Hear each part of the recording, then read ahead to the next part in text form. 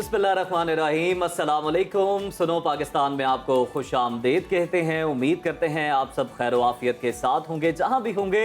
मैं हूं उज़ैर मलिक और मेरे साथ मौजूद हैं। गुड मॉर्निंग, मैं हूं नजफ राजा। इस खूबसूरत दिन के आगाज में आपको बताते हैं, सबसे पहले आज के प्रोग्राम में हम शामिल करेंगे अहम खबरों और सेगमेंट्स। प्रोग्राम के आगाज में आपको सबसे पहले बताएंगे कि आज मुल्क भर में मौसम कैसा रहेगा। तो अगर आप दिन की प्लानिंग कर रहे हैं तो हमारा वेदर सेगमेंट जरूर देखिएगा। बिल्कुल, और साथ ही प्रोग्राम में हम बात करेंगे मुल्क में जारी सियासी कशमकश की और जानेंगे सीनियर तज्जियाकार मुजम्मिल सोहरवर्दी से कि उनकी माहिराना राय फ़लस्तीन से शुरू होने वाली इसराइली बर्बरियत को 1 साल मुकम्मल हो चुका है। अक़वाम आलम इस आलमी सानहे पर आखिर कब तक खामोश तमाशाई बनी रहेंगी, इस सवाल का जवाब जानेंगे। और हमारे साथ प्रोग्राम में मौजूद होंगी साबिक सिफारतकार नायला चौहान। और इसके साथ साथ प्रोग्राम में आपको मिलवाएंगे मौसीकी के तारीखी घराने शाम 84 से ताल्लुक़ रखने वाले उभरते सितारे से। और प्रोग्राम में एक और चीज़ पर हम बात करेंगे जो कि अहम माशरती मसला है। माहिर नफ्सियात भी हमारे साथ मौजूद होंगी जो कि बात करेंगी दूसरी शादी से मुतल्लिक मामलात के हवाले से। और इसके साथ साथ फैशन डिज़ाइनर से भी मुलाकात करवाएंगे कि वर्किंग लेडी के लिए किस किस्म की ड्रेसिंग होनी चाहिए और कम बजट के अंदर आप कैसे स्टाइलिंग कर सकते हैं। जी हाँ, और ऐसे स्टाइलिश कपड़े पहनने के लिए, डिज़ाइनर कपड़े पहनने के लिए आपका फिट रहना बड़ा ज़रूरी है। तो योगा इंस्ट्रक्टर भी हमारे साथ होंगे जो कि बताएंगे कि योगा के ज़रिए कान बजने या कानों में शोर की बीमारी टिनाइटिस का इलाज कैसे मुमकिन है। तो ये सब जानने के लिए आप देखते रहिए आज का सुनो पाकिस्तान। सबसे पहले आपको मौसम के हवाले से ही अगर बता दें तो बात यह है कि गुज़श्ता रोज़ हमने देखा कि इस्लामाबाद, पंजाब, कश्मीर और बालाई खैबर पख्तूनख्वा और गिलगित बल्तिस्तान में बादल बरसे हैं और इन बरसते बादलों ने सर्दी की आमद की नवीद भी सुना दी है। मजीद मौसम का हाल हम जान लेते हैं नजफ राजा से ही। तो आइए चलते हैं।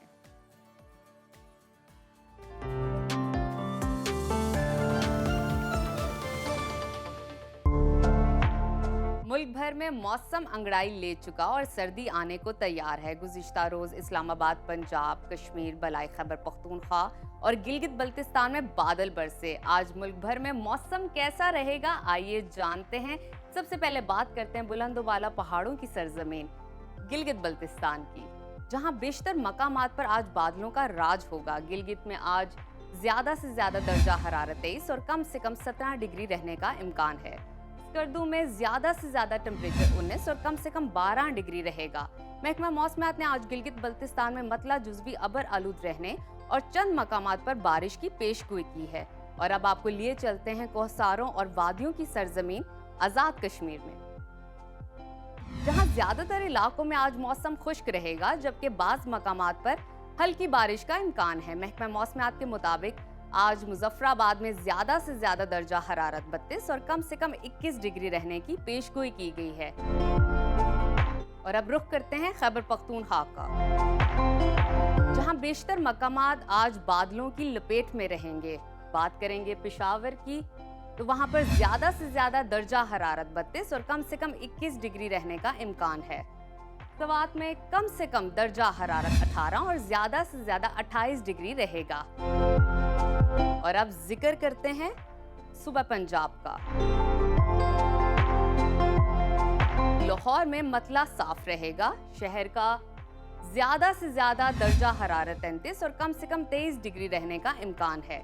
शहर इक्तदार इस्लामाबाद का जिक्र करें तो वहां पर कम से कम टेम्परेचर 22 और ज्यादा से ज्यादा 32 डिग्री रहेगा। मुल्तान में कम से कम पारा 25 और ज्यादा से ज्यादा 36 डिग्री रहने की पेशगोई की गई है। रकबे के लिहाज से सबसे बड़े सूबे बलूचिस्तान की तरफ चलते हैं, जहां सूबाई दारुल हुकूमत कोयटा का जिक्र करें तो वहां पर कम से कम दर्जा हरारत 14 और ज्यादा से ज्यादा 25 डिग्री रहने का इम्कान है। जबकि खुजदार, पंजगोर, अफवारान और तुर्बत और गिरदो नवा में बादल भी बरस सकते हैं। और अब जिक्र करते हैं वादिय मेहरान का, यानी कि सूबा सिंध का। कराची में ज्यादा से ज्यादा दर्जा हरारत 36 और कम से कम 26 डिग्री रहने का इम्कान है। हैदराबाद की बात करें तो वहां पर कम से कम दर्जा हरारत 23 और ज्यादा से ज्यादा 31 डिग्री रहेगा। जबकि महकमा मौसमियात की तरफ से आज शहर में बारिश की पेशगोई की गई है।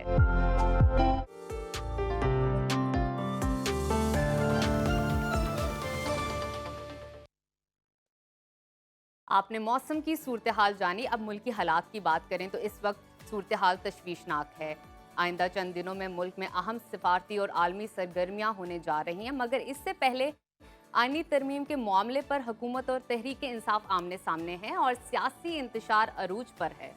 लेकिन ऐसे में वज़ीर आला खैबर पख्तूनख्वा अली अमीन गंडापुर की एक बार फिर पुरस्कार गुमशुदगी पर हर पाकिस्तानी हैरान है। आखिर वो एहतजाज से निकलकर अचानक गायब कहाँ हो जाते हैं।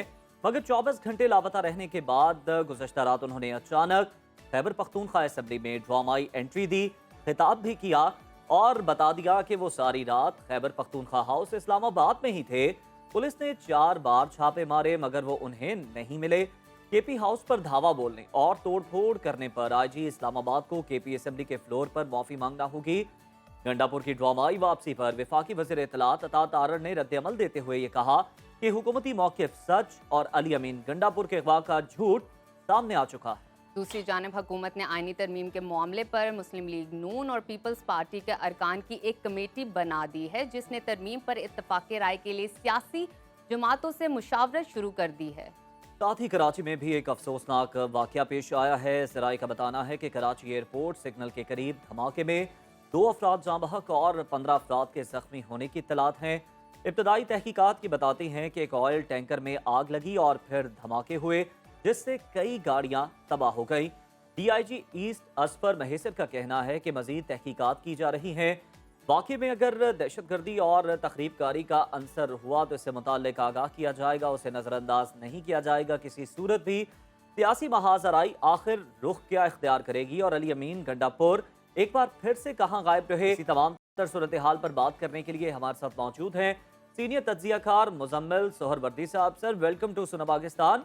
ये बताइएगा कि पीटीआई एहतजाज से पीछे हटने को एक कदम भी तैयार नहीं, मगर विफाकी हुकूमत एहतजाज को हम देख रहे हैं कि ताकत के जोर पर कुचलना चाहती है।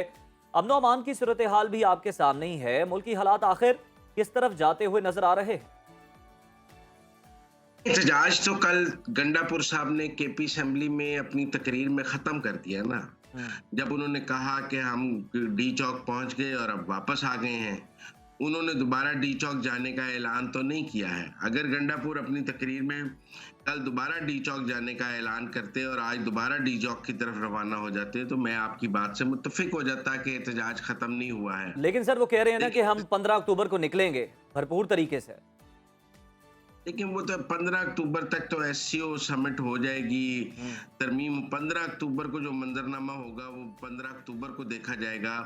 फिलहाल जो गवर्नमेंट के लिए मजबूरी थी, जिस वजह से वो ये एहतजाज रोक रही थी, वो तो एससीओ की वजह से रोक रही थी कि अगर इन्होंने वहां बैठ के धरना दे दिया तो बहुत बाइंग पावर बढ़ जाएगी पीटीआई की, कि एक तरफ एससीओ होगा एक तरफ धरना होगा। 15 के बाद अगर ये जो भी करते हैं गवर्नमेंट उसको एक डिफरेंट एंगल से देखेगी, इस तरह नहीं देखेगी जैसे इसको देख रही थी। तब ये 2-4 दिन बैठ भी जाएं, कुछ धरना दे दें, सप्लाई लाइन काट दी जाए, वो पॉलिटिकली हैंडल हो सकता है। तो मेरे ख्याल में अगर 15 तक गवर्नमेंट को टाइम मिल गया और एससीओ गुजर रही है तो 15 के बाद तो चीजों को पॉलिटिकली हैंडल किया जा सकता है। शायद इतनी हाई हैंडेडनेस की जरूरत भी ना रहे। बिल्कुल बिल्कुल ठीक। मुजम्मिल साहब, जरा बताइएगा कि इस बात को जरा थोड़ा सा तफसीलन एक्सप्लेन कर दीजिए कि वजीर आला खैबर पख्तूनख्वा 24 घंटे से लापता रहे हैं और ख़ुद मंजरनामे पे भी आ गए। पीटीआई की जानिब से इनकी गुमशुदगी पर इदारों और हुकूमत पर इल्ज़ामात लगाने की क्या वजह है? देखिए, बात यह है कि गंडापुर साहब को ये बताना चाहिए कि वो 30 घंटे कहाँ थे। जो कहानी उन्होंने बयान की है वो नाकाबिले फहम है और काबिले कबूल भी नहीं है और किसी को भी उन पर यकीन नहीं है। ना तहरीक इंसाफ को यकीन है, ना हमें यकीन है, ना आपको यकीन है।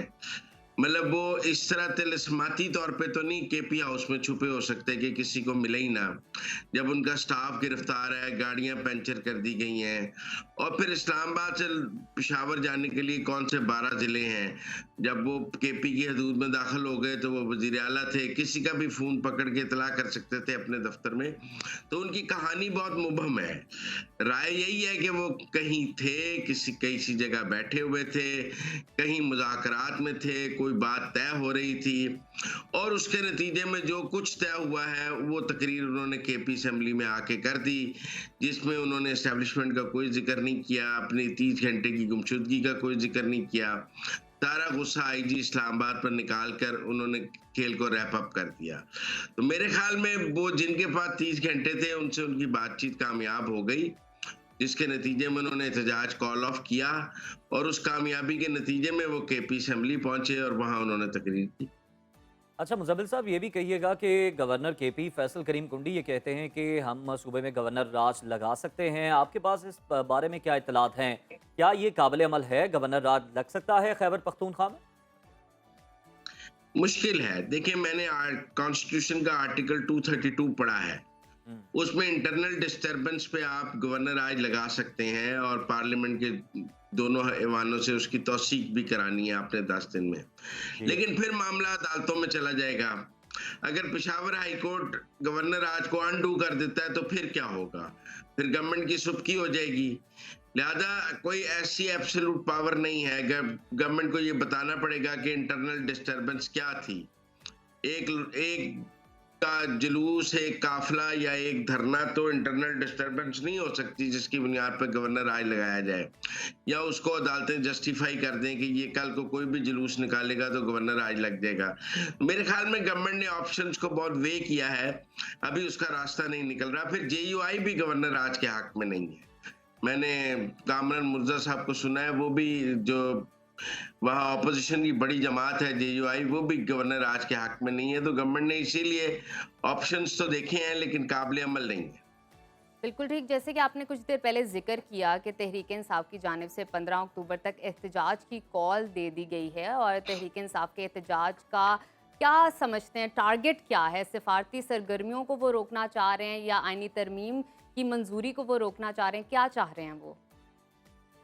देखिए, वो आईनी तरमीम को रोकना चाहते हैं, काजी फायज ईसा साहब का इस्तीफा चाहते हैं, मंसूर अली शाह साहब का नोटिफिकेशन चाहते हैं, वो आईनी अदालतें नहीं बनने देना चाहते, और मंसूर अली शाह साहब को एक बहुत बतौर मजबूत चीफ जस्टिस चाहते हैं, जैसा कि बानी पीटीआई ने अपनी गुफ्तगू में कहा भी है।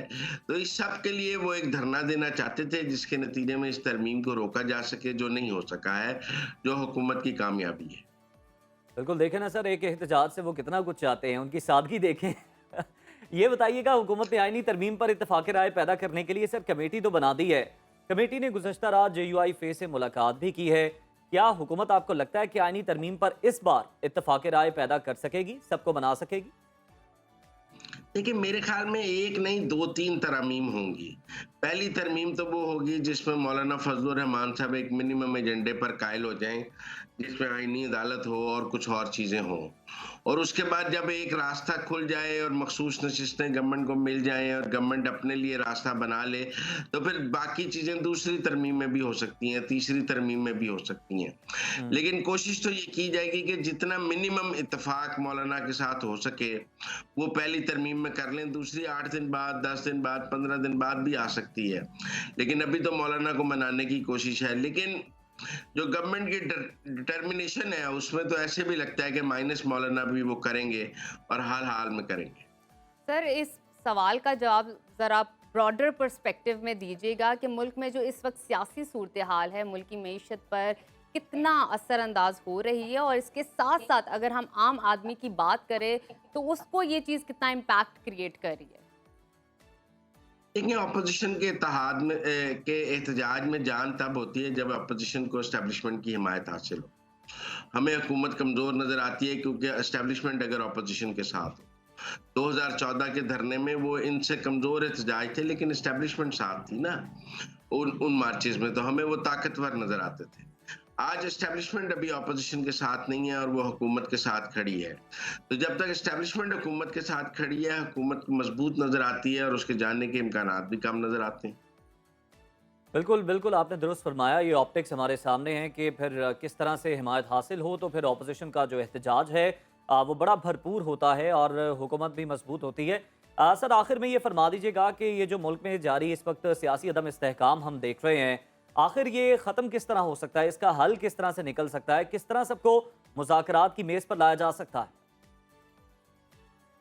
देखिए, मुज़ाकरात सब तो मुज़ाकरात कर रहे हैं, जेयूआई भी हुकूमत के साथ मुज़ाकरात कर रही है और बाकी एएनपी भी हुकूमत के साथ, जो अपोजिशन की बाकी जमातें हैं, मसला तो सिर्फ तहरीक इंसाफ का है ना कि वो किसी मेज पर मौजूद नहीं है और मुझे अभी वो जल्दी किसी मेज पर आती नजर भी नहीं आ रही है, क्योंकि बानी पीटीआई की पिछली 10-12 साल से यही पॉलिसी है कि वो मुल्क की पॉलिटिकल फोर्सेस के साथ इकट्ठे बैठने को तैयार नहीं है और वो समझते हैं कि उनके साथ बैठने का उन्हें सियासी नुकसान है।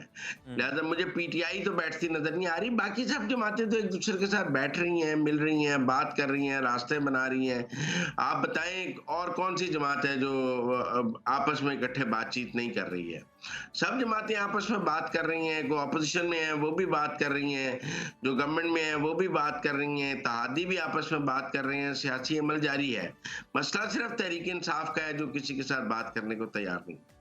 बिल्कुल ठीक है सर, बाकी सियासी जमातें तो बातें कर ही रही हैं, लेकिन जो बड़ी पार्टी है उसको भी साथ मिलाना होगा, फिर ही कुछ मामला बेहतर होंगे। बहुत शुक्रिया मुजम्मिल और बर्दी साहब हमारे साथ मौजूद थे। यहाँ पर हम एक ब्रेक शामिल करते हैं, कहीं मत जाइए, देखते रहिए सुनो सुनो पाकिस्तान। पाकिस्तान।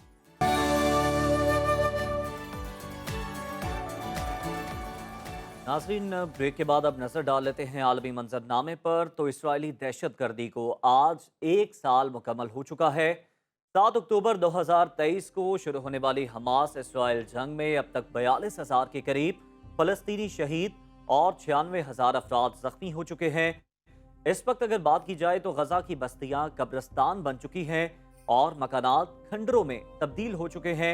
23 लाख से ज्यादा फलस्तीनी बेघर हो चुके हैं। गजा जंग को 1 साल मुकम्मल होने पर दुनिया भर में इसराइल के खिलाफ एहतजाजी मुजाहरे जारी हैं और मुजाहिरीन की जानिब से गजा और मिडल ईस्ट में फौरी जंग बंदी का मुतालबा किया जा रहा है। मिडल ईस्ट में लगी आग तेजी से फैल रही है और अब हम देख रहे हैं कि गजा के बाद इसराइल ने शाम, यमन और लबनान पर भी हमलों का आगाज कर दिया है। इसराइल ने लबनान पर हमलों का दायरा वसी कर दिया है। बैरूत में एक बार फिर से बड़ा फजाई हमला किया गया और इस दौरान ताकतवर बम बरसाए गए। कई बड़ी बड़ी इमारतें इसके नतीजे में मलबे का ढेर बन गई हैं, जिसमें मुतादिद शहादतों और जख्मियों की भी इत्तलात है। अमरीकी मीडिया के मुताबिक इसराइल ईरान पर हमले के लिए तैयार है और वो 7 अक्टूबर की याद में ईरान पर हमला कर सकता है। उधर इसराइल ने नए मशरिक वस्ता की इस्तिलाह का इस्तेमाल शुरू कर दिया है। इसराइल मिस्र, सूडान, यूएई, सऊदी अरब, बहरीन और उर्दन से अच्छे ताल्लुकात चाहता है। ईरान के इत्तेहादी शाम, इराक, यमन और लबनान पर कब्जे के ख्वाब देख रहा है। इसी तमाम सूरत हाल पर बात करने के लिए हमारे साथ मौजूद हैं साबिक सफीर नायला चौहान साहिबा। आपको खुशामदीद कहते हैं सुनो पाकिस्तान में। नायला चौहान साहिबा, ये आपसे जानना चाहेंगे कि आज फलस्तीन जंग को 1 साल मुकम्मल हो गया है। इस जंग ने अक़वाम आलम, खास तौर पर मशरिक वस्ता को आपकी नज़र में कितना मुतासिर किया? ये तो वाज़ेह है कि बहुत मुतासिर किया। पहले तो ये कि शुक्रिया आपने प्रोग्राम में मुझे मदऊ करने का। इस वक्त हालात बहुत क्रिटिकल हैं और इसके असरात जो हैं वो बहुत गहरे हैं। जितनी तबाही इज़राइल ने 7 अक्टूबर के बाद जो उसको नाकामी और जो उसको ह्यूमिलिएशन हुई थी, क्योंकि उन्होंने दुनिया पे एक प्रोपेगेंडा बिठाया हुआ था कि वो उनको कोई छू नहीं सकता, उनको कोई कुछ कर नहीं सकता, वो बहुत सुपीरियर हैं। तो जब उन पे हमास का हमला कामयाब हुआ तो उन्होंने जो इतना बड़ा मिथ बनाया था, सबसे पहले वो मिथ टूटा और इज़राइल की जो वो खुशफहमी थी उसको एक छोटी सी जो है ग्रोह ने असलियत दिखा दी। उसको फिर इन्होंने बहाना बनाया अपना। नेतन्याहू का आपने देखा होगा, न्यूयॉर्क में यूएन में भी गया, उसने नक्शे दिखाए, उन नक्शों में फलस्तीन का कहीं जिक्र नहीं। और अब वो बात करते ग्रेटर इज़राइल की, और वो ग्रेटर इज़राइल क्या है? वो चाहते हैं कि दुनिया का नक्शा बदले।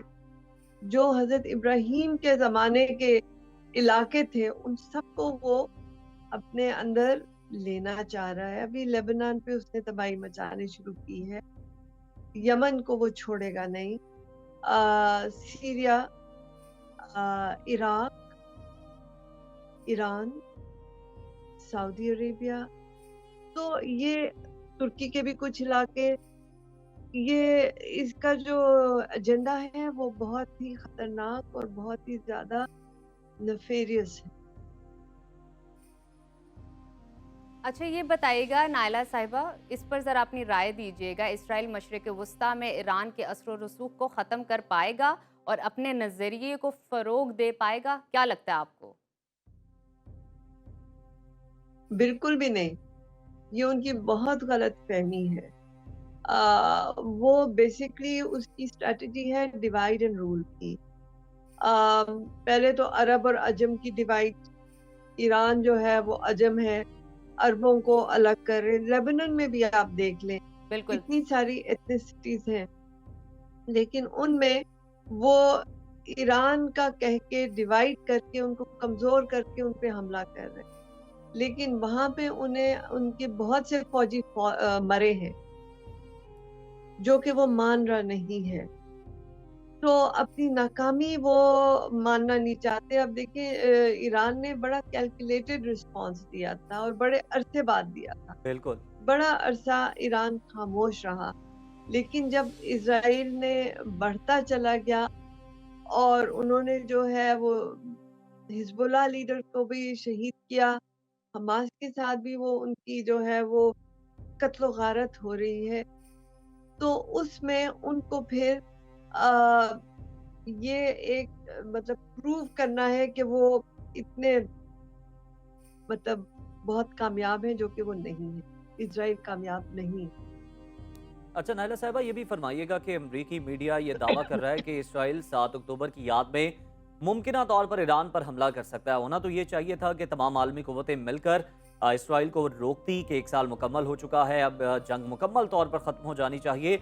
लेकिन हम देख रहे हैं कि तेल और गैस की तनसीबात को निशाना बनाने की अमरीका वार्निंग भी दे रहा है, और अगर इसराइल ये हमला कर देता है तो फिर ईरान के पास क्या स्ट्रेटेजिक ऑप्शन बचेगा? देखिए, हो सकता है वो हमला करे, मुझे कोई वो उसमें डाउट नहीं है कि वो नहीं करेगा, क्योंकि उनको जो ह्यूमिलिएशन हुई है। देखिए, जो इन्होंने ईरान ने उनको जवाबी कार्रवाई की, उसका कोई जिक्र नहीं कर रहा, ना अमेरिका ना इजराइल, कि जी कुछ नहीं हुआ, कुछ नहीं हुआ, ये तो इन्होंने कुछ भी नहीं किया। लेकिन ईरान ने साफ कहा था कि हम सिविलियन जानों पे नहीं करते, हम फौजी इनकी जो है सेंटर्स उनको अटैक किया, तल अवीव में, जेरूसलम में उनकी फ्लीट्स को अटैक किया। ये कहते हैं जी कुछ नहीं हुआ, लेकिन उनको हुआ है। अब अगर कुछ ना हुआ होता तो फिर बदला किस बात का ले रहे? ऑब्वियसली उनको हुआ है तो वो जवाब करना चाह रहे हैं ना। तो झूठ के ऊपर फिर आपको 10 झूठ बोलने पड़ते हैं, और इजराइल को भी बिल्कुल 100 ठीक कह झूठ रही हैं। बोल रहा है अपने पहले झूठों को छुपाने के लिए। तो हो सकता है वो ईरान पे हमला करे, लेकिन ईरान ने बड़ा कैटेगोरिकली कह दिया है। आपने राहबर का सुना होगा खिताब जो उन्होंने जुमा के खुतबे में दिया, जी जी। बिल्कुल। और उन्होंने कहा कि कोई गलतफहमी ना हो, हम्म। अभी तक तो हम कैलकुलेटेड रिस्पॉन्सेस दे रहे थे, लेकिन अगर इजराइल ने इसकी जवाबी कार्रवाई करने की तो फिर हम भी दरेग नहीं करेंगे। अच्छा नायला तो साहिबा, खुदा ना आखिर अगर में ये इस होता है। सवाल का जवाब दीजिएगा, क्या ये तनाज़ात का कोई सिफारती हल नहीं है, या अब मामलात जो हैं पॉइंट ऑफ नो रिटर्न तक पहुंच चुके हैं?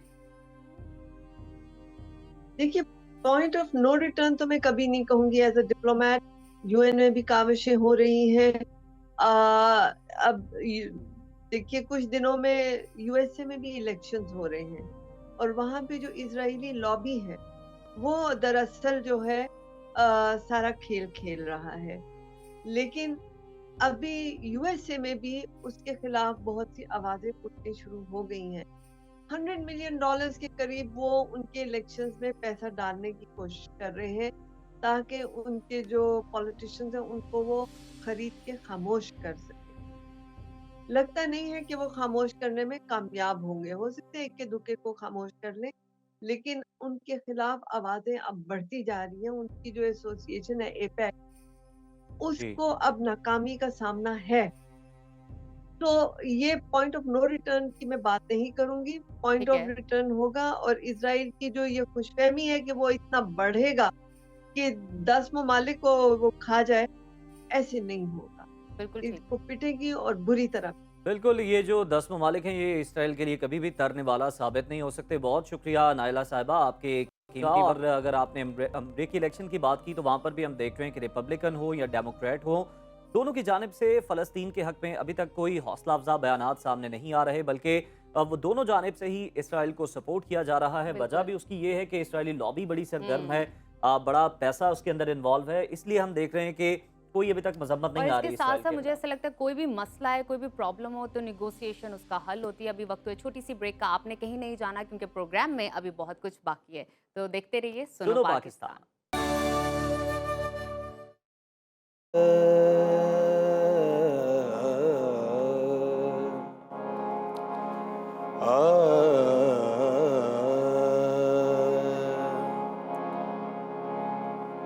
निरे गा रे गरे निदा निरे सा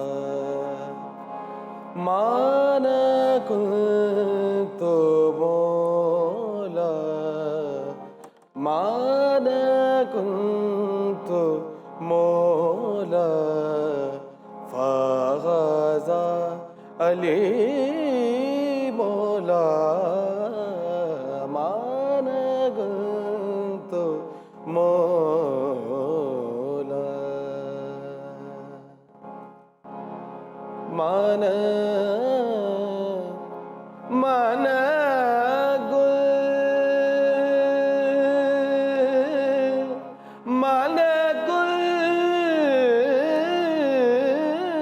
तो बोला मन गुल तो मोला मन गुल तो मोला।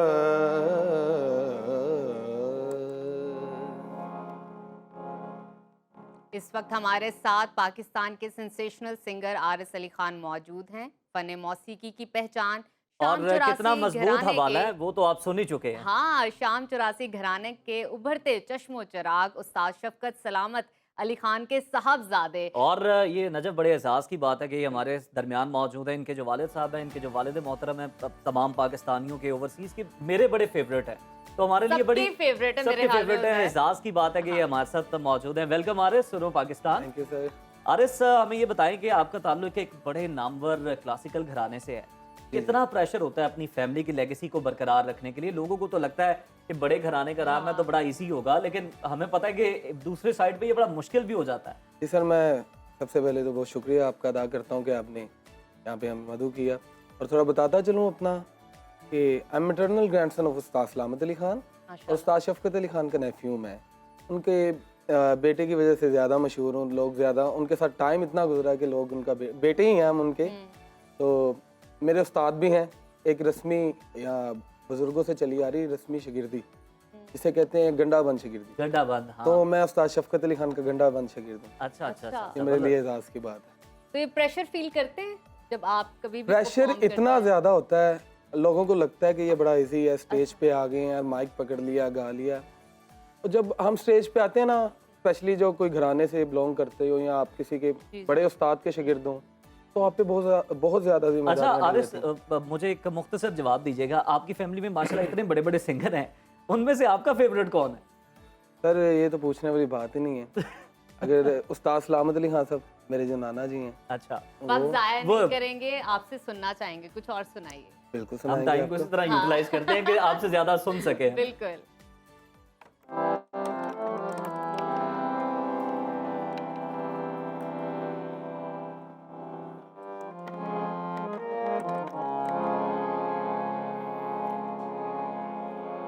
रे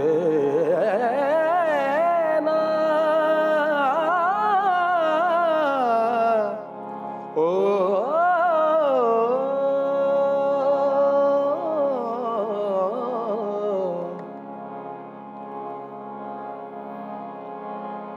ना माए ना बेज मुझे मैं नहीं जाना परदे जिस रांझे संग सांस जुड़ी वो रांझा है बस है मैं नहीं जाना खेड़िया देना हो मैं नहीं जाना खेड़िया देना हो मैं नहीं जाना खेड़िया देना ओ राजा राजा राजा राजा राजा कर दीनी मैं इथे आपे राजा होई सदोनी मैनू ती दो राजा इथे हीर ना खेओ कोई मैं नहीं जाना खेड़िया देना हो मैं नहीं जाना खेड़िया देना हो लोग कहें उसे राजा जोगी मुझको तो रब का जमा जाने न जाने लोग सियाने मैं जानू मेरा ना भेज न माए मुझको मैं नहीं जाना नहीं जाना नहीं जाना मैं नहीं जाना मैं नहीं जाना मैं नहीं जाना खेड़िया देना हो मैं नहीं जाना खेड़िया देना वाह वाह वाह, क्या बात है, खूबसूरत, जबरदस्त। खूबसूरत। बहुत ही अच्छा लगा है और क्या आवाज है और क्या सुर लगाए हैं आपने। आप कोशिश कर रहे है कि हैं। आप किसी घराने से ताल्लुक रखते हैं। अच्छा, आपसे एक छोटा सा सवाल पूछना बिल्कुल। चाहूंगी, जल्दी जल्दी जवाब दीजिएगा। मैं तो गाने पे इक्तफा करूंगा, आप हाँ। सवाल पूछ लें। क्लासिकल ही पसंद करते हैं या कुछ और भी जैसा रॉक या पॉप वगैरह भी पसंद करते हैं? देखें जी बेस जो हमारी है वो जी, वो क्लासिकल है बैकबोन तो यही है आपकी। तो दौरे हाजिर के साथ साथ जी जी, हर म्यूजिक को साथ साथ लेके उसमें चलना भी पड़ता है चले, जबरदस्त। मैं आरएस आखिर में यही कहूंगा कि आपकी लंदन से नहीं है अपने फादर के साथ, बल्कि आपकी आवाज भी उनसे तकरीबन मिलती क्या जुलती बात है। है हमारी। बहुत शुक्रिया आपने बहुत सुनो शुक्रिया। पाकिस्तान आपका के लिए बहुत वक्त शुक्रिया। निकाला, और आपने यकीनन आरएस की आवाज में जो ये सॉन्ग्स हमने आपको सुनवाए, आपने इनको खूब एंजॉय किया होगा और हमने भी यहाँ बैठ के बहुत एंजॉय और किया। अभी वक्त हुए छोटी सी ब्रेक का, आपने कहीं नहीं जाना, देखते रहिए सुनो सुनो पाकिस्तान।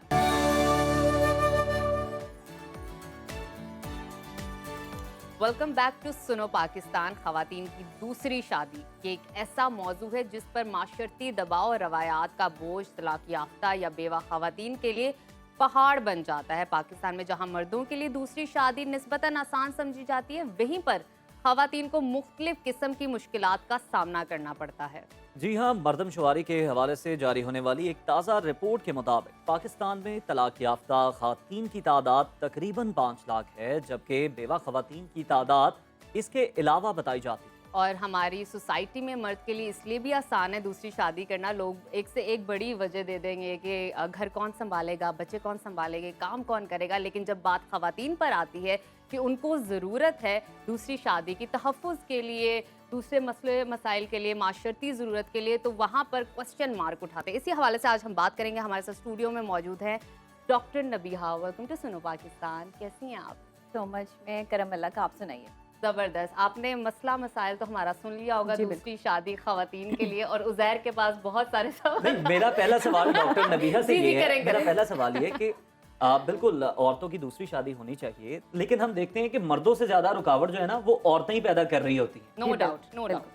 True, true. मैं कहती हूँ पाकिस्तान में औरत को औरत से खतरा है, मर्द से कोई खतरा नहीं है। यहाँ लोग समझते हैं कि औरत को मर्द से खतरा है, लेकिन अगर आप गौर करें तो औरत औरत की दुश्मन है। दुरुस्त। और कोई भी एक स्पेसिफिक वजह जिसकी बेस पर जो है वो किसी दूसरी औरत की या तलाक याफ्ता कोई खातून है, कोई लड़की है जिसकी छोटी उम्र में शादी हो गई है और उसको तलाक हो गई है, तो उसी चीज़ को मुअम्मा बना के वो चीज़ उसके माथे का एक, जैसे कह देते हैं ना कि आप एक टैग बना देते हैं कि ये तलाक याफ्ता है। कोई तलाक याफ्ता लड़की से, पाकिस्तान की सोच ऐसी है लोगों की कि अपने घरों में अपने बेटों के लिए किसी तलाक याफ्ता लड़की का रिश्ता लेने नहीं जाएंगे, और कोशिश ये करेंगे कि जो लड़की हमारे घर में आए वहाँ वो बिल्कुल मतलब उसकी शादी ना हुई हो पहले और वो बिल्कुल छोटी उम्र की हो और खूबसूरत भी हो और घर के कामकाज भी आते हो। मतलब मुझे ये समझ नहीं आती कि स्पेसिफिक क्या पैकेज ढूंढने के लिए जाते हैं।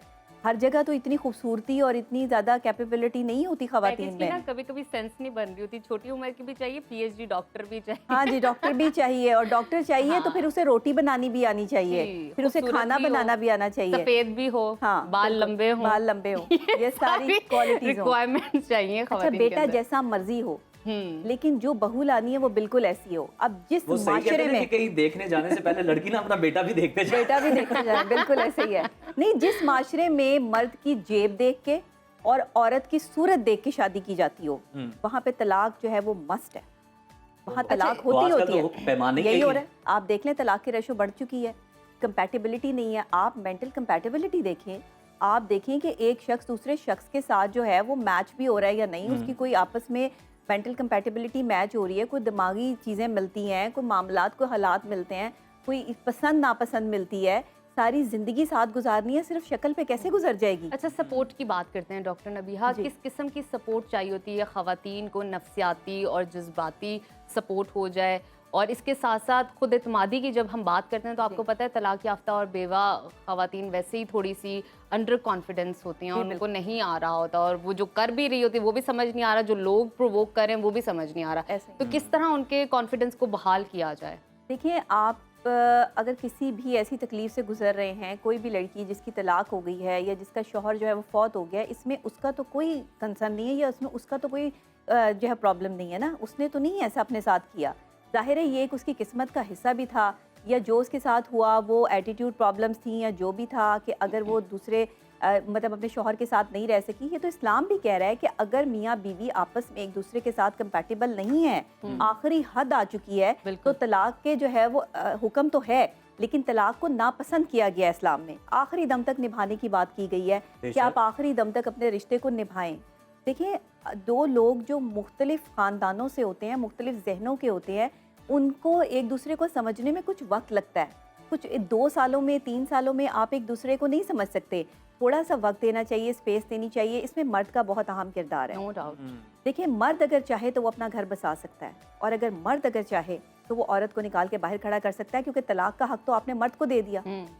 खुला का हक बेशक औरत के पास मौजूद है, लेकिन खुला भी उन सर्कमस्टांसेस में होगी कि जिसमें जो है वो मर्द आपको तलाक देगा। मतलब तलाक तो उसी ने देनी है ना, इख्तियार दे दिया। यहाँ कबूल है, कबूल है, कबूल है करके एक औरत एक मर्द को अपनी ज़िंदगी में एंटर करती है, वहीं पे तलाक का इख्तियार जो है वो औरत के पास नहीं, मर्द के पास है।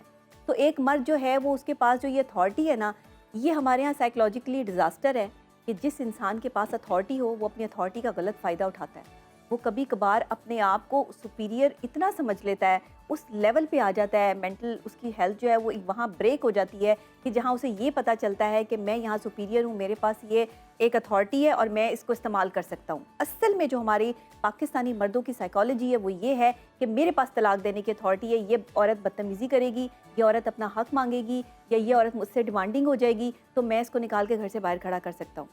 ये जो चीज़ है ना, साइकोलॉजिकल पॉइंट ऑफ व्यू से मर्दों के जहन में ये चीज़ चेंज करने वाली है कि आपके पास अथॉरिटी है, लेकिन आप ये देखें कि अल्लाह ताला के नापसंदीदा अमल में से एक तलाक भी है कि वो अल्लाह ताला इसको पसंद नहीं फरमा रहे हैं। आपको हुक्म लास्ट टाइम तक यही है कि अपनी बीवियों के मामले में जो है वो अल्लाह से डरो, औरतों के मामले में अल्लाह से डरो। तो अल्लाह से कैसे डरो? अल्लाह से ऐसे डरो कि उनके हकूक़ पूरे करो, उनको खुश रखो। एक औरत का तमाम तर खाना पीना, पहनना, ओढ़ना, ईच एंड एवरीथिंग, इवन कि उसको इज्जत दिलाना भी घर में शौहर की जिम्मेदारी है। बिल्कुल। और एक औरत की जिम्मेदारी ये है कि वो अपने शौहर की इज्जत करे, वो जुबान दराज ना हो, वो अपनी जुबान पे कंट्रोल रखे। जबकि हमारे यहाँ खवातीन क्या करती हैं कि ज़रा सा मर्दों के साथ जो है वो कोई भी लड़ाई होती है तो फ़ौरन से उनको ताने देने पर आ जाती हैं। लेकिन वो एक डॉक्टर ने भैया एक पर्सपेक्टिव है ना कि औरत की दूसरी शादी हो तो लोग एक अजीब सी आपको निगाहों से देखते हैं, कुछ ना कुछ सोचने लग जाते हैं, बेशक उनको स्टोरी का पता है मज़हब नहीं कुछ और पता। तलकीन करता है, लेकिन हमारा जो अमल है ना, मौशरती रवैया है, वो कुछ और होता है। अच्छा, इस्लाम भी कह रहा है कि तलाक़ याफ्ता औरतों से, बेवा औरतों से आप शादी कर सकते हैं, जी, इसमें कोई हर्ज नहीं है। इसमें ये बात नहीं है कि किसी ने अपनी तलाक ले ली है या किसी की तलाक हो गई है किसी वजूहात की बिना पर, तो आप उसको जो है उसका दूसरा घर नहीं बस सकता। ये कॉन्सेप्ट माशरे में से चेंज होना चाहिए। जिनकी ये सोच है, जो अपने माशरे में ये सोच रख के बैठे हैं, खुदा ना खास्ता आपकी बेटी के साथ भी ये हो सकता है, किसी की बेटी के साथ भी हो सकता है। देखिए, कहीं पर भी दो लोग एक दूसरे के साथ अगर नहीं चलना चाहते या वो अपने आप को कंपैटिबल नहीं समझते एक दूसरे के लेवल पर, तो वो अलग हो सकते हैं, मोहब्बत से अलग हो डॉक्टर सकते हैं। नबीहा, ये सोच तो बिल्कुल पाई जाती है। इस सोच को, इस रवैये को बदला किस तरह से जा सकता है? देखिए, ये तरबियत है और तरबियत का फुकदान है हमारे माशरे में। साइकोलॉजिकल पॉइंट ऑफ व्यू से हमें ये समझना होगा कि हमें दूसरे को भी स्पेस देनी है, दूसरा भी इंसान है।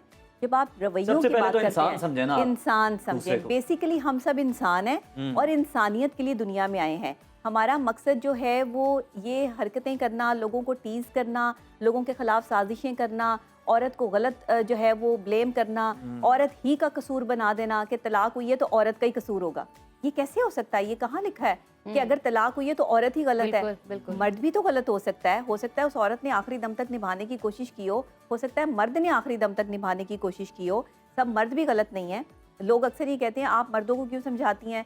मैं मर्दों को इसलिए समझाती हूँ कि घर बसाने में मर्द की रिस्पॉन्सिबिलिटी और घर को सजाने संवारने और अपने शौहर की इज्जत रखने में एक औरत की रिस्पॉन्सिबिलिटी, यानी दोनों जब तक एक दूसरे के लिए कंपैटिबल नहीं है, एक दूसरे के लिए अच्छे नहीं है, आपका ये सिलसिला नहीं चल इस सकता। हवाले से बताइए कि मीडिया क्या किरदार अदा कर सकता है इस पर्सपेक्टिव को चेंज करने के लिए, और इसके साथ साथ क्या ये पर्सपेक्टिव कभी बदल सकता है? क्योंकि ये बहुत से लोगों ने कोशिशें की हैं बदलने की, पढ़ाने की, अवेयर करने की, लेकिन कुछ समझ नहीं आया और सामने नज़र भी नहीं आया। वही हालात हैं सोसाइटी देखिए, के। समझाने वाला होना चाहिए। समझ तो आ ही जाता है लोगों को।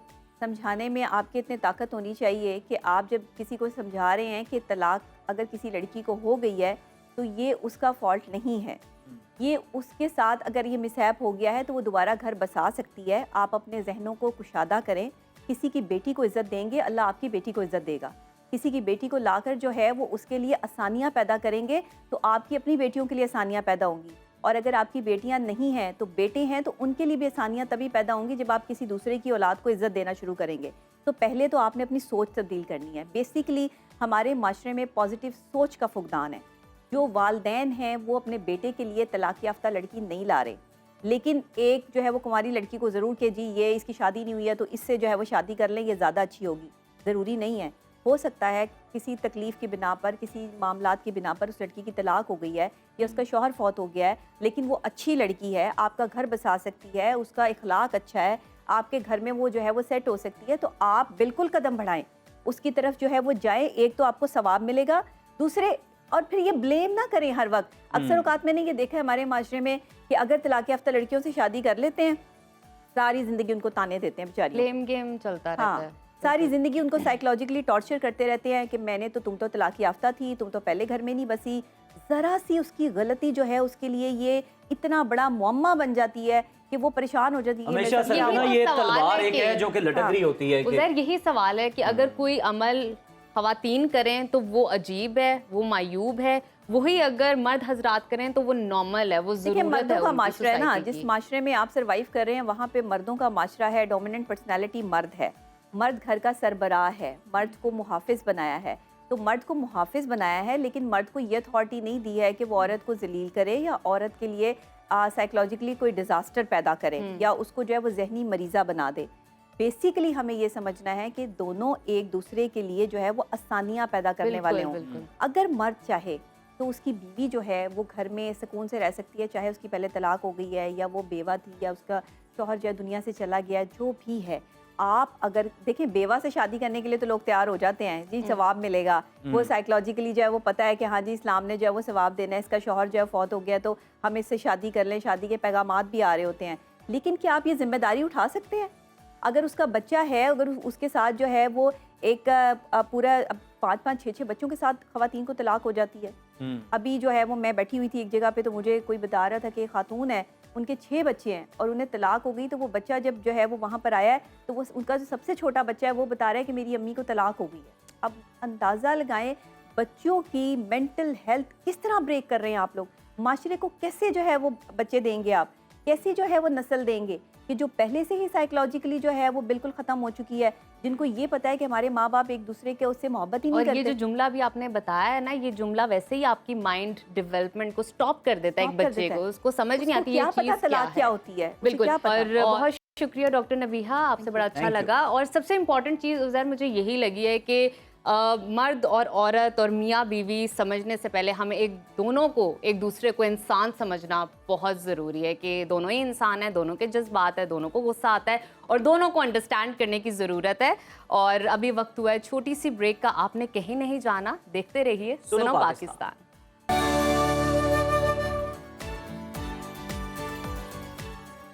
वेलकम बैक नाजरीन। और आपको बताएं कि हमारे जो कान हैं, आपको भी इल्म है, इंतहाई हसास होते हैं और थोड़े से इन्फेक्शन और एलर्जी से भी इनमें मसाइल पैदा होना शुरू हो जाते हैं। कानों की बहुत सी बीमारियां हैं और उनका इलाज भी मौजूद है, मगर आमतौर पर लोगों को कानों में शोर की आवाज़ें आना या फिर घंटियां बजना ये आम सी उनको बात लगती है और कभी कभी उनको ऐसा लगता है कि उनको डिप्रेशन है।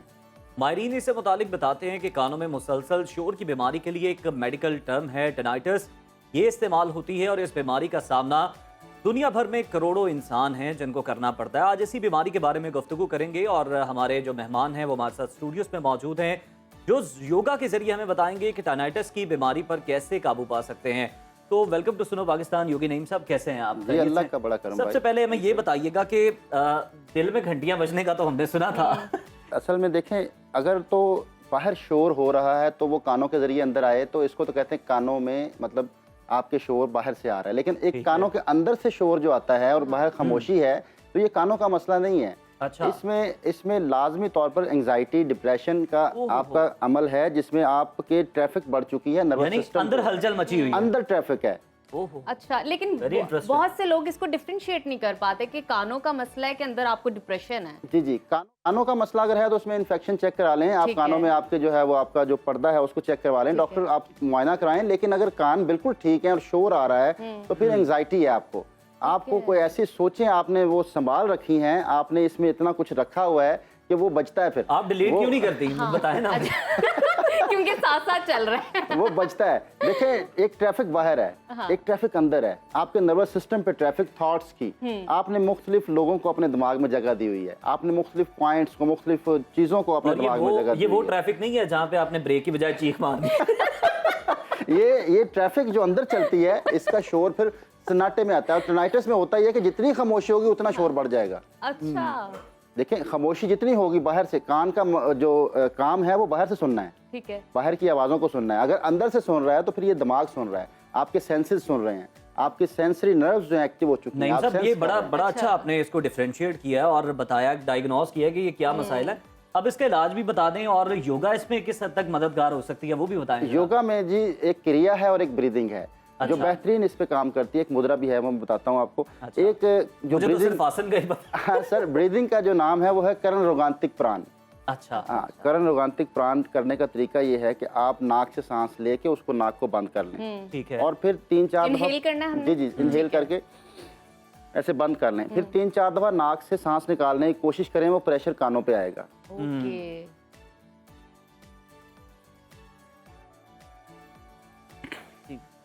फिर निकाल दें, आप करें।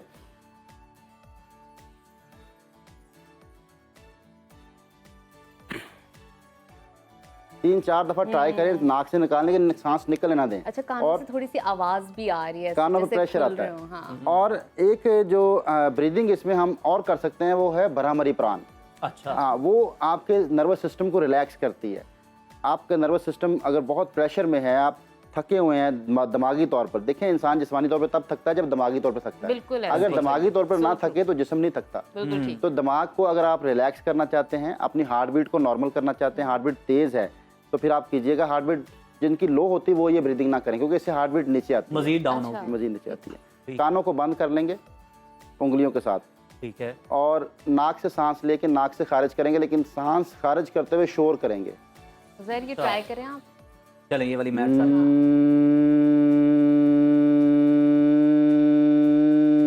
आवाज नहीं निकालें, आवाज नहीं निकालें। शोर ज़्यादा होता है।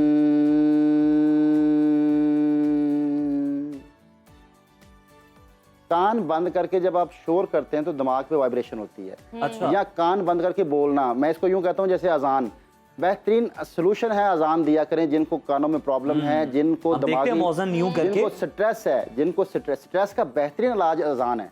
आप सुभान अल्लाह। कान बंद करके जब अजान देते हैं तो ये पूरी वही अमल होता है जो मैंने ब्रीदिंग की है। आप शोर ना करें, आप अजान दे लें, तो अजान देने से आपका स्ट्रेस कम होता है। स्ट्रेस का बेहतरीन इलाज है। जब स्ट्रेस कम हो जाएगा तो कानों का शोर बंद हो जाएगा, आपका नर्वस सिस्टम रिलैक्स हो जाएगा। एक ये भी सिचुएशन होती है, कभी कभी कमरे में या जहाँ पे आप बैठे हो इतनी खामोशी होती है, लेकिन कभी पानी के गिरने की आवाज़, खिड़की में से कोई आवाज़ आपको बहुत इरिटेट कर रही होती है इतनी खामोशी में। क्या ये भी इसी डिजीज से, टिनाइटिस से लिंक करती है? नहीं, इससे लिंक नहीं करता। उसमें आपकी समात जो है वो मतलब आपके जो वही बात नर्वस सिस्टम पे प्रेशर है, आप उस टाइम कहीं और खोए हुए हैं। लेकिन वो तंग हमेशा तब इंसान होता है आवाज़ों से जब कुछ सोच रहा हो, जब किसी जगह आपको आपका नुक्ता है और आप उस पर पहुंचना चाह रहे हैं लेकिन वो चीज़ आपको ये बड़ी अहम बात है। कुछ ऐसी आवाजें जो आपको बहुत ज्यादा इरिटेट करती हैं, जिस तरह से मतलब हम देखते हैं कोई स्टील है या किसी लोहे का फर्श पे रगड़ना, वो आपको बहुत ज्यादा जो है ना डिस्टर्ब करता है। ये क्या मामला है? बिल्कुल जी जी, जो आवाज़ें इस तरह की होती हैं जो बहुत तेज़ आवाज़ होती है, जिसमें मतलब है कि आप के अंदर जाके लगती है। हाँ जी। और वो आपको लगता है कि यार ये कोई ऐसा ब्लास्ट हो गया है जिससे मतलब है कि दिमाग के अंदर, वो तब इंसान का दिमाग जो है ना कहीं और होता है, अच्छा, थॉट प्रोसेस में होता है, खोया होता है। ठीक है। तो खोया होता है, जब वो उससे निकलने के लिए आवाज़ उसको हिट करती है तो वो निकलना नहीं चाहता उससे, रेजिस्ट करता है। जी जी, उस जो स्टेट ऑफ माइंड है उससे बाहर नहीं आना चाहता। हम सब लोग जो है वो एक स्टेट ऑफ माइंड की ज़िंदगी गुजार रहे हैं ना, एक ही तरह की ज़िंदगी, हम हैबिचुअल लाइफ गुजार रहे हैं जो कि जिंदा लाइफ नहीं है, ज़िंदगी नहीं है। हैबिचुअल लाइफ हमेशा मुर्दा लाइफ है। आप सांसों को पूरा कर रहे हैं, जिंदगी जीना नहीं सीखी कभी आपने। आपको ऐसा लगता है आप एक रूटीन में, एक लूप में भाग रहे हैं, जिंदगी मतलब गुजार आप रहे जी नहीं रहे, बस हैं। भाग रहे हैं। जिंदगी गुजारना और जीने में बड़ा फर्क है। जिंदगी जीने के लिए आपको प्रेजेंट मोमेंट में आना पड़ता है, जहाँ पे आप फिजिकली मौजूद है, मेंटली मौजूद होना पड़ता है। हम में से सारे लोग जो हैं वो, ज़्यादातर लोग जो हैं वो मेंटली मौजूद नहीं है, खोए हुए हैं। अब हम आते हैं, ये दूसरा इसका जो हमने बात की थी कि एक क्रिया है, जिसको कहते हैं करण रंध्रा दूती। पहले मैंने करण रोगांतिक पुराण में नाम इसलिए बोलता हूँ कि लोग सर्च भी कर सकें। इट्स वेरी नाइस, जो लोग जानते हैं लेकिन वो तो सर्च प्राप्त करने कर के लिए लेंगे उन्हें इसको। स्पेलिंग भी तो आने चाहिए ना। करण रंध्रा दूती।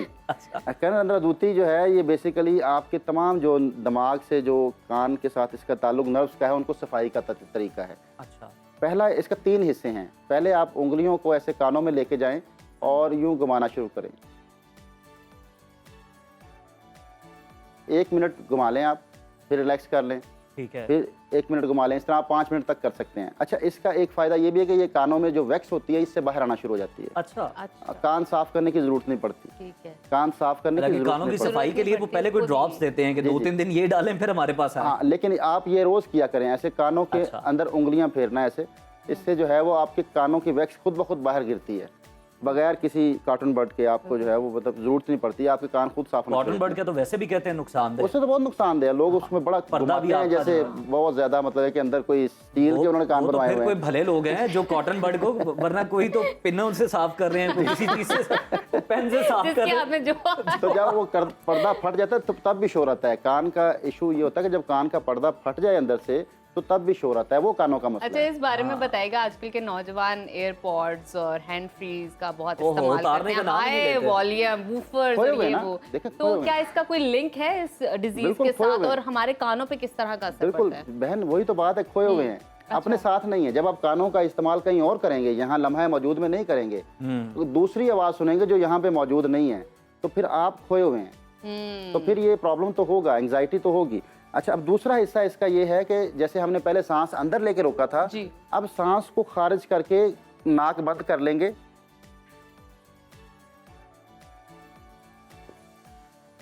3-4 दफा सांस लेने की कोशिश करेंगे नाक बंद करके। और कितने मिनट कान के लिए अंदर वहाँ- आपके जो है ना वो स्क्वीज होंगे, कान अंदर की तरफ स्क्वीज होंगे। पहले बाहर की तरफ हवा निकल रही थी, बिल्कुल। अब सांस खारिज किया। या आप घर बैठे भी ट्राई कर सकते हैं साथ साथ। 4 दफा करने के बाद फिर सांस ले लें, तो इससे कान स्क्वीज होंगे, तो इससे फिर आपके जो है ये टिनाइटिस का मर्ज खत्म होगा। और तीसरा इसका हिस्सा ये है कि ऐसे जो पाम्स का जो ये कर्व वाला एरिया है, ये कान जी। के ऊपर यूं प्रेस करें, फिर रिलैक्स करें, फिर प्रेस करें, फिर रिलैक्स करें। ये प्रेशर बनेगा कान के ऊपर। बिल्कुल ठीक है। तो ये 3 हिस्से इसके कंप्लीट कर लें, तो तो इससे जो है वो आपके कानों में शोर जिनके होता है ये फ़ौरन इससे रिलीफ मिलता है। ये एक ही दफ़ा करने से रिलीफ मिलता है। अगर आप पहली दफ़ा इसको ट्राई करेंगे 5 to 10 मिनट्स लगेंगे आपके, तो पहले ही डोज में आपको इसका रिजल्ट मिल जाएगा जिनके कानों में शोर होता है। और एक मुद्रा जो है कानों में शोर के लिए वो ये आकाश मुद्रा ये बनाएंगे। बड़ी उंगली को अंगूठे के साथ मिला लें, बड़ी उंगली को ऐसे सिर्फ जोर नहीं लगाना, बाकी उंगलियां जो है वो चाहे सीधी ना हो, साथ ना टच हो, अलग रहें। ठीक है। हाथ को सॉफ्ट रखें, ठीक है। हाथ को जितना सॉफ्ट रखें वरना हाथ थक जाएगा ना। तो हाथ को ऐसे भी रख सकते हैं, हाथ को नीचे की तरफ भी रख सकते हैं, हाथ को ऐसे बांध भी सकते हैं, कोई इशू नहीं है। इसके लिए स्पेशल वो एक योगी को पोजीशन बना के बैठना जरूरी नहीं है, मैट के स्टिफ ऊपर होके बैठना बिल्कुल जरूरी नहीं है, आपने जहां Relax नॉर्मल रहना। पोजीशन। ये 5 कनेक्शंस हैं, ये अल्लाह ताला ने जो आपको 5 तारें छोड़ी हुई हैं, इनका कनेक्शन जब करते हैं तो मुख्तलिफ फंक्शन एक्टिवेट हो जाते हैं। ठीक है। ये वो है सिस्टम। आप इसको तार को जोड़ लें और बस आप अपनी बातें भी नहीं कर जी, सकते हैं। नाजरीन सुकून हो हमने तो जाए, ये तार करने की को कोशिश जोड़ की लें है और ये सारे सुकून हो आजमाने जाए। की भी कोशिश की है और बाद में भी इसको ट्राई करेंगे यकीनन। आपका बहुत शुक्रिया बहुत यकीन साहब, शुक्रिया। इन्होंने आपको मुफीद मशवरों से भी नवाजा और एक्सरसाइजेस भी बताइए, आप और दोबारा भी ऐसे देख सकते हैं। कीजिए ताकि आप पुरसुकून रहें। बिल्कुल, और आपके जो अंदर का शोर है ना उसको खत्म करने की कोशिश हाँ। करें। चले हम भी थोड़ी सी कोशिश करते हैं आपको रिलैक्स करने की। एंटरटेनमेंट इंडस्ट्री से खबर है, वो शामिल कर ले मेरा ख्याल है। बिल्कुल, डिम्पल क्वीन के बारे में, हानिया आमिर के बारे में। और भाई ये लंदन गई थी एक अवार्ड शो के लिए और फिर इन्होंने कॉन्सर्ट अटेंड किया था दिलजीत का, जहाँ पे उनको जब मालूम हुआ कि ये वहाँ पर उनका कॉन्सर्ट सुनने के लिए आई हैं तो फौरन से लाइट्स जो हैं उज़ैर उन पर चली गई। उन्होंने वो हुआ यूं कि स्टेज पे बुलाया। दिलजीत ने इशारा किया ना, हाँ, हुआ क्या पहले अपने नाजरीन को वो बिल्कुल, दिखाते हैं। वीडियो देखते हैं। सुपरस्टार आई होवे ते खड़े थले नची जावे इदा हो सकदा ना बाहर जना होवे तू तो कोई नशा नया मिलेगा थोड़ा जिया रटिया पर कोई ना सारा। Thank you very much. Thank you so much. Thank you. ਤੁਹਾਡੇ ਫੈਨ ਆ, ਤੁਹਾਡੇ ਕੰਮ ਦੇ ਫੈਨ ਆ, ਤੁਸੀਂ ਬਹੁਤ ਸਾਰਾ ਕੰਮ ਕਰਦੇ ਹੋ। Thank you so much, thanks for coming. ਤੁਸੀਂ ਆਏ, ਬਹੁਤ ਬਹੁਤ ਸ਼ੁਕਰੀਆ। ਥੈंक यू रीशन। देखे ना फिर दिलजीत ने किस तरह से अच्छा एक तारुफ भी करवाया और बताया कि एक सुपरस्टार हो और वो नीचे किस तरह सुपरस्टार से है। उसे आपके स्टेज पे ड्रामा, आना चाहिए। हाँ, आपके ड्रामाज मैं देखता हूँ, आपको मैं पसंद करता हूँ और भी बहुत सारी अच्छी अच्छी बातें उनके साथ की, उनके लिए गाना भी गाया। बिल्कुल नजब, क्या और बात है? ये बड़ी बात होती है कि बिल्कुल। लोग आपको सुनने के लिए एक मजमा वहाँ पे मौजूद है और आप किसी और स्टार को जो है वो वहाँ पर अप्रिशिएट कर रहे हैं, उनके काम को पसंद करें। बड़े मेरा दिल ख्याल की बात है। ये दिलजीत का हुनर है, वो दिल जीतने के माहिर है। हाँ, बड़े दिल के मालिक हैं। तो अभी वक्त है छोटी सी ब्रेक का, आपने कहीं नहीं जाना, देखते रहिए सुनो सुनो पाकिस्तान। पाकिस्तान।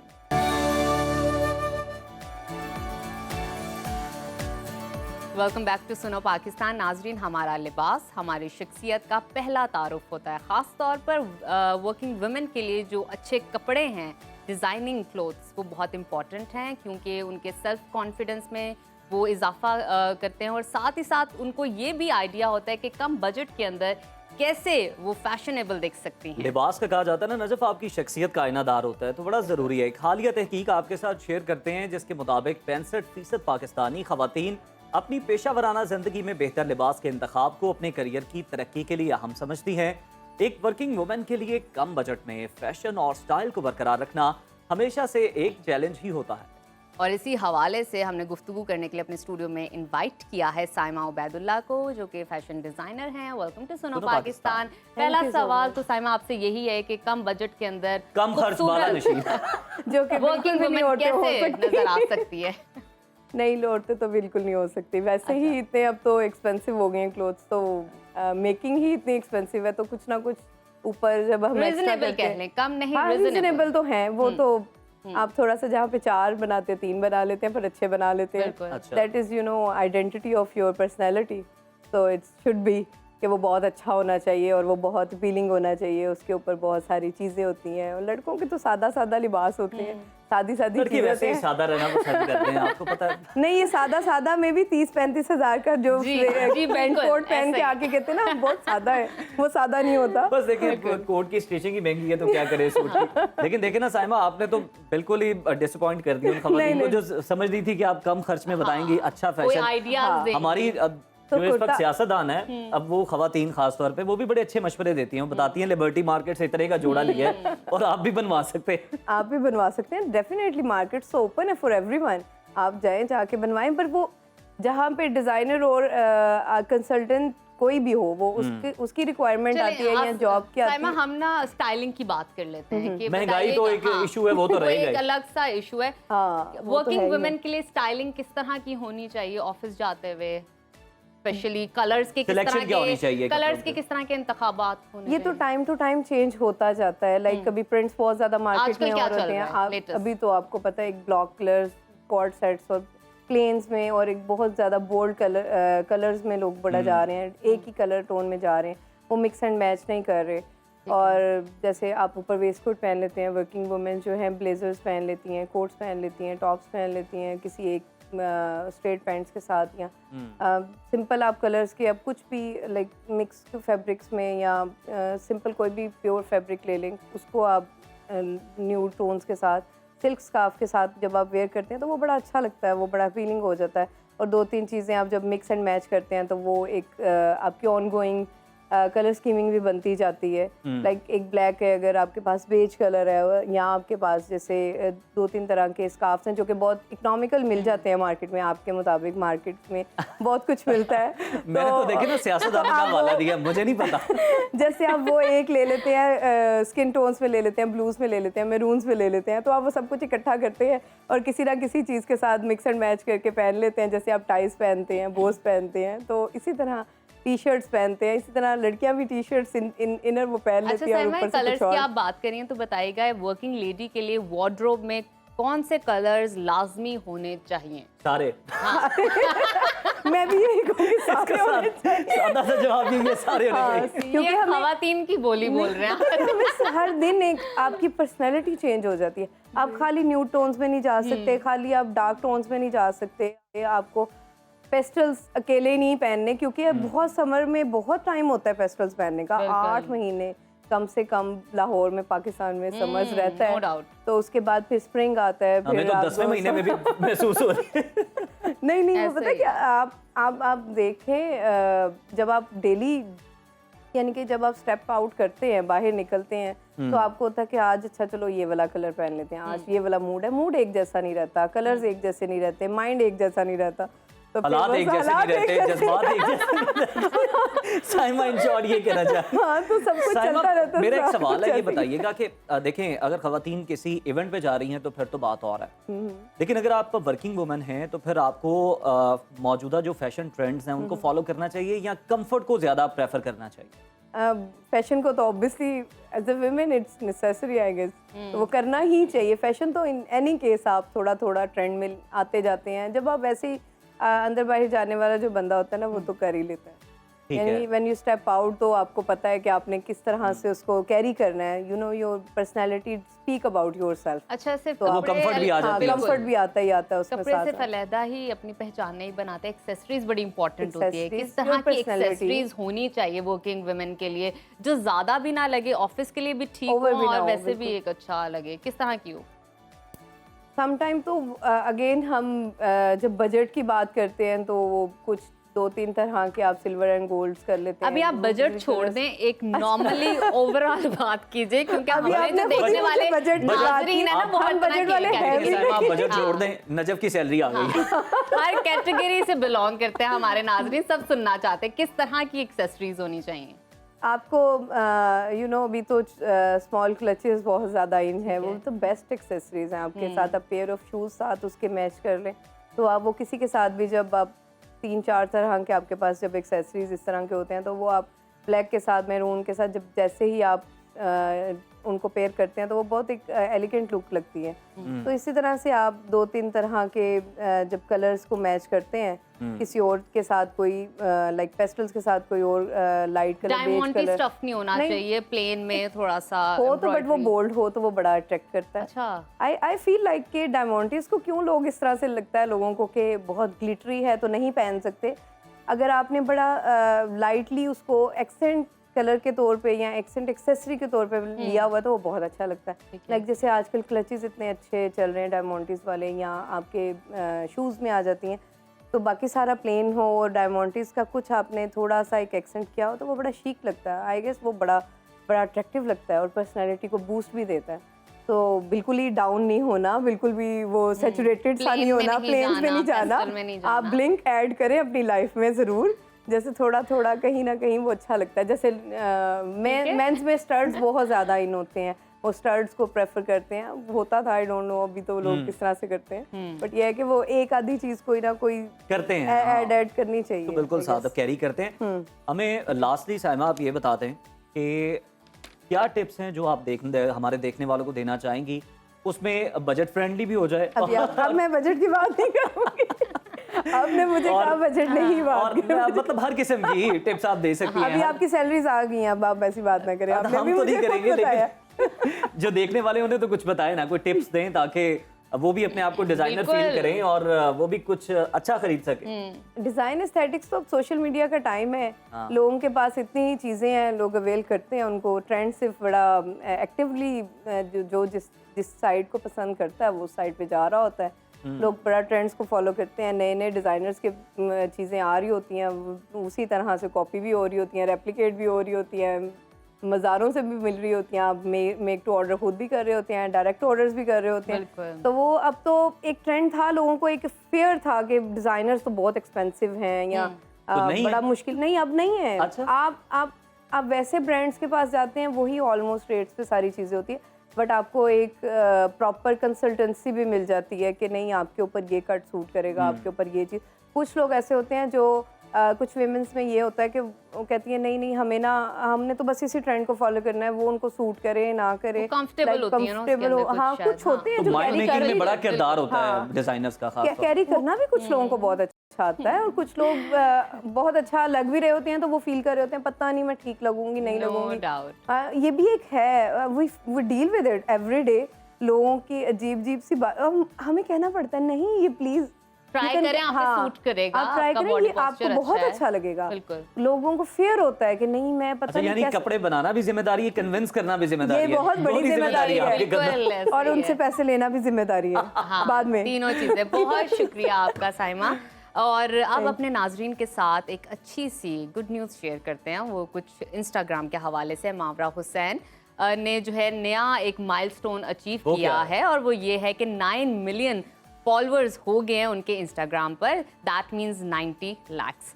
और उनका अपने मद्दाहों से ये कहना है कि बहुत शुक्रिया आपका मुझे अप्रिशिएट करने का, पसंद करने का, मेरे कंटेंट को, मुझे और मेरा ये जो सफ़र है ये सब आपकी वजह से हुआ है, और एक वक्त आएगा जब वो 90 भी हो जाएंगे और 900 मिलियन भी हो जाएंगे। और उन्होंने ये मैसेज देने की कोशिश की है कि आप सब हमारी फैमिली हैं और मुझे आपने हमेशा सपोर्ट किया, जिसके लिए उन्होंने बहुत शुक्रिया अदा किया। और ये भी आपको बताएं कि इंस्टाग्राम पर सबसे ज़्यादा अगर फॉलोअर्स की हम सेलिब्रिटीज़ की बात करें तो ये एहसास हानिया आमिर के पास ही है, जिनके हम बात कर रहे थे कि दिलजीत दोसांझ के कॉन्सर्ट में वो स्टेज पे गई दिलजीत के बुलाने पर, तो उनके फॉलोअर्स की तादाद 15.6 मिलियन है। और उनके बाद आयजा खान आती हैं जिनके 14.2 मिलियन हैं, और वो इस तरह से दूसरे नंबर पर है। बिल्कुल। और ये जो है वो हमेशा ये बात कहती हैं कि मावरा के ये आप सबकी बदौलत है, और आप लोगों ने हमेशा मुझे सपोर्ट किया है, मुझसे प्यार किया, और इसी तरह प्यार करते रहिए। तो नाज़रीन, ये था हमारा आज का। उम्मीद है आपको पसंद आया होगा। अपने फीडबैक से हमें ज़रूर आगाह कीजिएगा, क्योंकि आपका फीडबैक हमारे लिए बहुत ख़ास है। हमें मालूम होता है क्या आपको अच्छा लगा और क्या आप मज़ीद देखना चाहते हैं। और इसके साथ साथ अगर आपके पास टैलेंट है और आप सुनो पाकिस्तान को ज्वाइन करना चाहते हैं, तो हमारी स्क्रीन पर सोशल मीडिया की डिटेल्स आ रही होंगी, आप कांटेक्ट जो कि हमारे पास यहाँ शो भी हो रही होती हैं, हम देख भी रहे होते हैं, आपका टैलेंट भी देख रहे होते हैं। नंबर हमारा व्हाट्सएप ओपन है, उसे आप देख सकते हैं। आपकी स्क्रीन पर भी ये नजर आ रहा होगा, तो आप उसके जरिए हमसे रब्ता करें। तो आप में टैलेंट हुआ, हम उसको देखेंगे, गो थ्रू करेंगे और आपको जरूर यहाँ पर इनवाइट करेंगे। हमारा प्लेटफॉर्म आफ्टर ऑल आपके लिए ही है और आपका ही है। इसी के साथ हमें आप इजाजत दीजिए, कल फिर आपकी खिदमत में हाजिर होंगे। अल्लाह हाफिज।